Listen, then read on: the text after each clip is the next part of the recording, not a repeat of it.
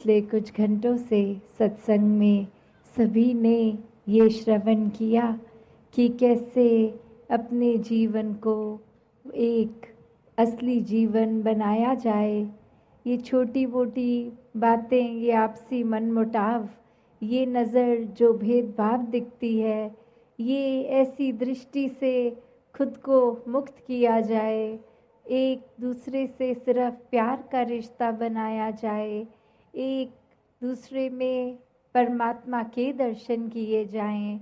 और ऐसा ही संदेश भक्तों ने युगों युगों से दिया है कि इस संसार में आकर अपने जीवन को सुहेला कर लो, ये जीवन में इस परमात्मा की प्राप्ति कर लो, ये ब्रह्म ज्ञान द्वारा अपनी असली पहचान कर लो। ये पहचान फिर इस शरीर, इस जीवन तक के इस शरीर की नहीं कि ये हम शरीर नहीं हैं, वो एक और जो पहचान है, असली पहचान,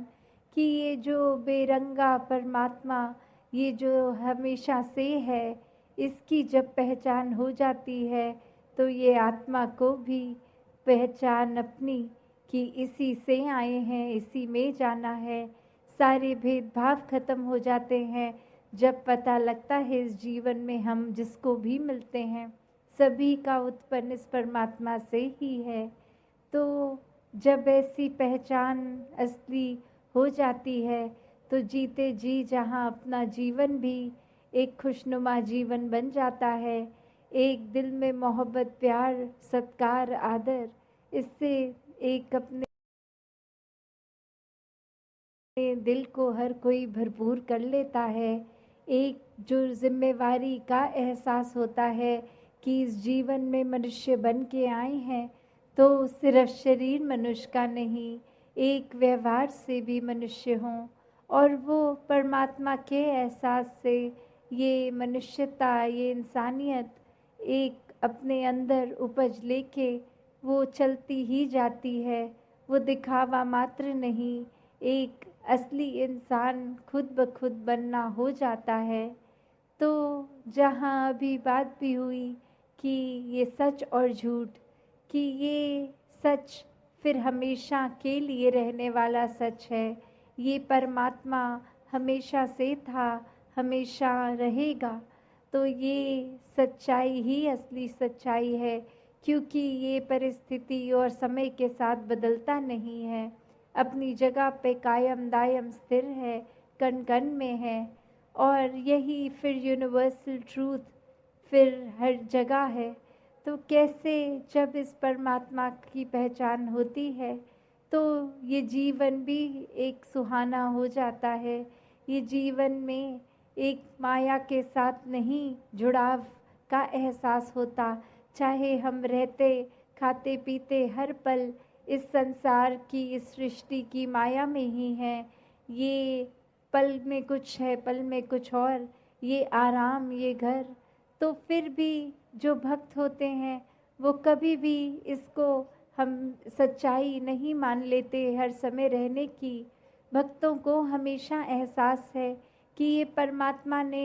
एक साधन बख्शे हैं घर के, एक कामकाज के, इसमें अपने आप को इतना भी बिजी नहीं करना कि आज अगर वो घर है कल नहीं है, आज अगर कामकाज है कल नहीं है, तो उससे ये मन तनाव महसूस करने लगे, ये उदासी एक मन पे छा जाए। तो भक्तों ने ये सच्चाई को अपनाने को कहा है कि पारिवारिक एक सामाजिक जिम्मेवारी निभाते हुए भी प्राथमिकता इस परमात्मा को ही देनी है। और ऐसे ही एक इंसान फिर जो जुड़ जाते हैं इस परमात्मा से, वो कोई भी कार्य कर रहे हो किसी भी समय, ये ध्यान, ये मन, ये भक्ति में ही रंगा रहता है और कार्य भी बहुत ही चेतनता से कर सकता है फिर वो इंसान। तो बात वही कि हमें सच के साथ जुड़ना है या अपनी मन की कल्पनाओं में एक ऐसी झूठी दुनिया में एक अपने आप को छोटी छोटी बातों से परेशान होने का अवसर देना है या आनंद में जीना है। तो एक कहानी में भी जैसे एक जंगल में एक लोमड़ी शिकार के लिए एक अपनी गुफा से जब निकलती है और वो समय उसका सूरज के वजह से परछाई बहुत बड़ी लगती है उसको ये ज़मीन पर देखने से लगता है कि मैं कितनी बड़ी हूँ। और ये शिकार के लिए सोचती है कि आज तो कोई बहुत बड़ा जानवर का शिकार करके खाना पड़ेगा, क्योंकि मेरी परछाई देखकर मुझे पता लग रहा है मैं कितनी बड़ी हूँ। और ऐसे ही शिकार पर निकली, पर कोई जानवर नहीं। और अब शाम का समय भी हो गया, अब सूर्य की दिशा कहीं और अब वो अपनी परछाई की ओर देख रही है, तो वो इतनी छोटी, और अब वो भूख से भी जहाँ परेशान, पर ये नतीजा निकालती है कि इस समय मेरी परछाई तो बहुत छोटी है, अब तो एक चूहा भी मिल जाएगा तो मेरा पेट भर जाएगा। तो बात इसमें क्या कि ये संसार में हम भी उसी प्रकार चल रहे हैं। आज अगर कुछ 2-4 व्यक्तियों के साथ उठना बैठना हो गया और उनकी जीवन की सफलता की परिभाषा अगर बड़े घर, बड़े गाड़ी, बड़ा जॉब इत्यादि, तो हमारा भी परिभाषा वो एक भेड़ चाल में बन जाती है वही, कि हमें लगता है आज हमें भी बड़ी गाड़ी चाहिए, ये ही एक हमारा पेट भरेगा इससे। एक ये नियत में ही फिर वो बात नहीं कि परमात्मा ने जहाँ काम किया है मेहनत करके, एक जो भी गाड़ी जितनी जेब में एक अलाउ करता है वो बजट, पर एक लालच जब आ जाता है कि चाहे साधन कम है फिर भी एक बेईमानी से चीज़ों को, धन दौलत को हासिल करना,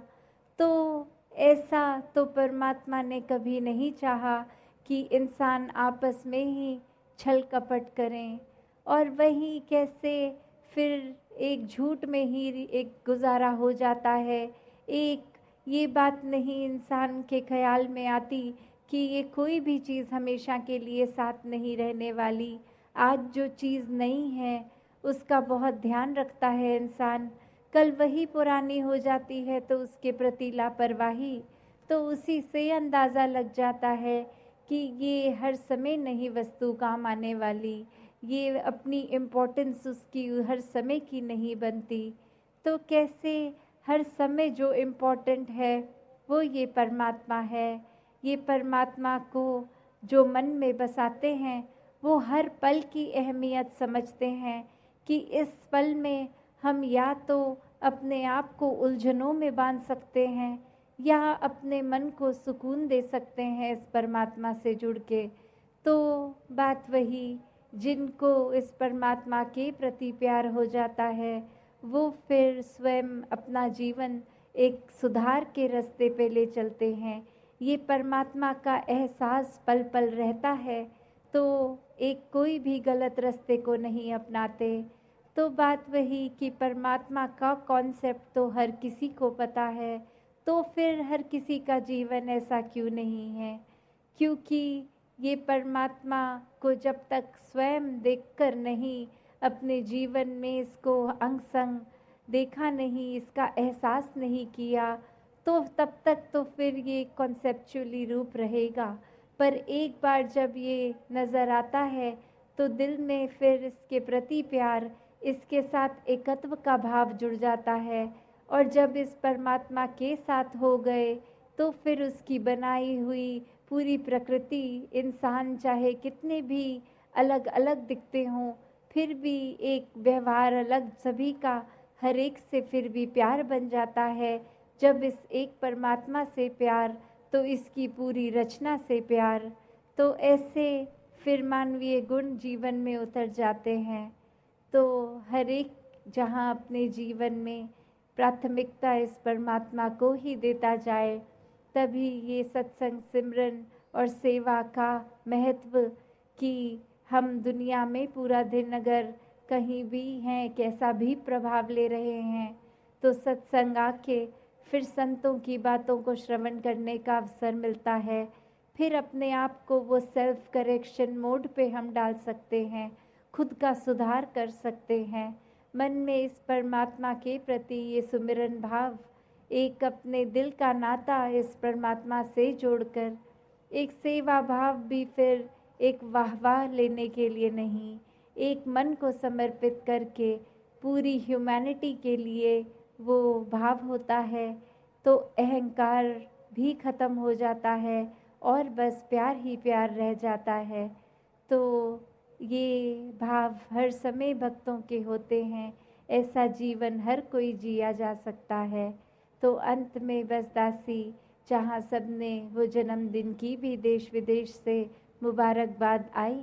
तो हर एक को दासी जहाँ